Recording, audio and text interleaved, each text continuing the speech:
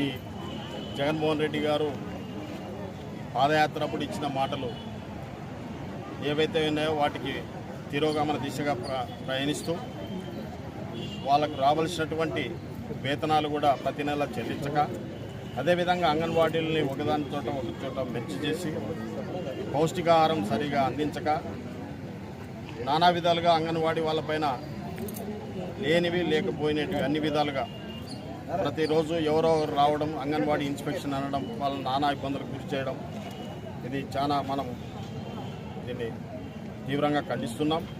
అదేవిధంగా వాళ్ళకి రావాల్సినటువంటి జీతాలు 26,000 రూపాయలు పెంచాలి.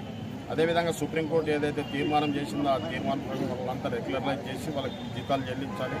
అదేవిధంగా వాళ్ళ రిటైర్మెంట్ అయితే 5 లక్షల రూపాయలు ఇచ్చి 50% వాళ్ళకి నెలసరి వాళ్ళ జీతంలో 50% పెన్షన్